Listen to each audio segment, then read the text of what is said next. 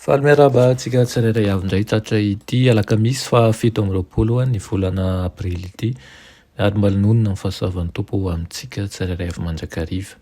Sotra azy isika satria meny tombonandro ary alohany idirantsika ny amofinainan'io dia hivavaka isika. Tompoandriamanitra eo mbola misotro anao izay fa menao tombontsoa indray ahafahana mianatra sy mandray ny teninao, noforoninao izay tsy kisendrasendra fa satria tianao tokoa ny anjakanay amin'ny fanjakanao, ny andovanao, ary koa izao fianaranay ny teninao zao ny ampivoatra anay mandrakariva ny fanaranay anao, ary koa mba tsy avery eritreritra anay ny amin'izao fiainana izao. Anaran'i Jesosy, amen. Lohatenin'ny mofinainantsika androany dia manao hoe fanatitra ho antsika. Fanatitra ho antsika, nalaina amin'ny Isaia 7:17 manao toy izao: dia tahaka ny zanak'ondry entina hovonoina sy tahaka ny ondry vavy izay mona eo anatrehan'ny mpanety azy, eny tsy ny loabava izy. Amen. Nidina avy any an-danitra ilay zanak'Andriamanitra, nitafy maha olombelona izy mba ahafahany manome hery ny lehilahy sy ny vehivavy mba ho tonga mpiray amin'ny fomba an'Andriamanitra izy ireo, ka handositra ny faharatsiana izay eo amin'izao tontolo izao noho ny filana. Namina ny taranak'olombelona ny sandry ny maha olombelona azy, izay tsy fohy fa lava, ary ny sandry ny maha Andriamanitra azy kosa no niazona ny seza fiandrianan'ilay mandrakizay. Nanome leso nahazo ampiarina eo amin'ny fiainana momba ny fandavantena sy ny fahafoizan-teny Kristy tamin'ny alalan'ny fiainany, izay tsy nitadiavany hanao an'izay mahafinaritra ny tenany tsy akory fa nanaovany ny sitrapon'ny ray kosa tamin'ny nandaneny androm-piainany ho fanompoanan'ny hafa, tamin'ny nanaovany soa ihany koa sy ny katsahany hanavitra ny olombelona izay mijaly. Kanefa notoeran'ny Satana izay miasa amin'ny alalan'ny tsy fankatoavana ny asan'Andriamanitra.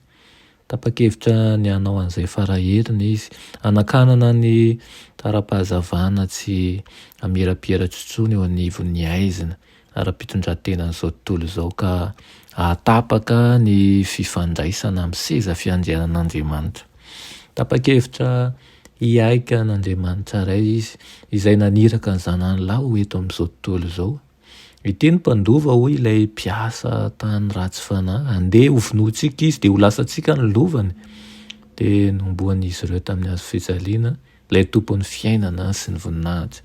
Talohan'ny nanaovany sorona ny ainy koa ho antsika, dia nataon'i Kristy izay noloran'ny famonjena, ny fanomezana manan-danja sy feno indrindra ho an'izao tontolo izao, izay hiasa ao amin'ny toerany sy hitondra fitahiana tsy mety ritra ho an'ny mpianany.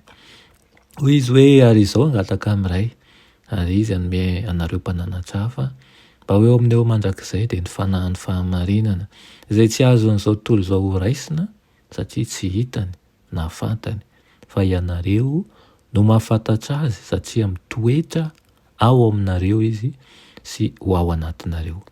Ilay persona fahatelo ao amin'Andriamanitra ihany zany io lazaina io, dia ny fanahy masina no hany mahay mandresy ny fahefan'ny ratsy. Raha fitinina ny mofinainantsika androany, dia fanatitra ho antsika tokoa i Kristy izay izy tamin'ny voninahiny rehetra dia nanaiky ny ho tonga nofo tahaka ny olombelona. Ary fantatry Satana ity ilay tompon'ny be voninahitra ozy izy, indray izy ity ho vonointsika, ary nataon'izay nanaovany azy tokoa, niratrany, norana, naratsiana, nombona tamin'ny hazo fijaliana. Nefa dia takona teo an'izy ireo zany planina n'Andriamanitra izany, izay nijoro mandrakariva tsy tao anatin'ny fandikana ny lalàna, fa raha tony Kristy tsy amin'ny sitrapony fa hanao ny sitrapon'ny ray izay naniraka azy, dia ny sitrapon'ny ray ny hamonjeny ahy, ny hamonjeny anao. Aokane izany tsy ho adinontsika mandrakariva, izy izay nanome an'ilay fanahin'ny fahamarinana izay tsy azon'izao tontolo izao ho raisina hozy izy satria tsy hitany na fantany. fa izao sy anao no mahafantatra azy satria mitoetra eo amintsika izy a sy ao anatintsika.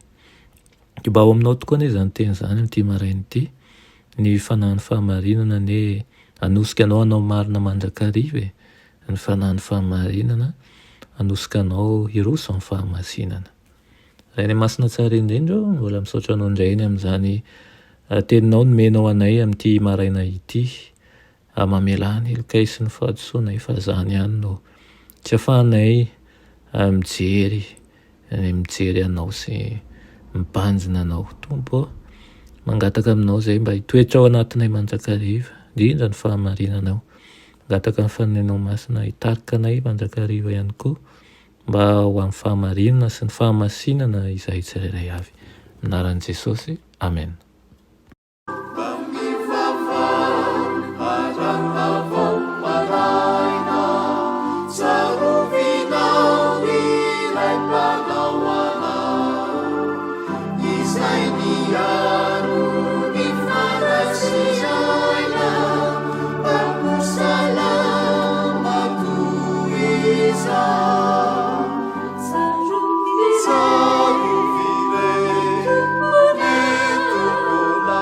Savior.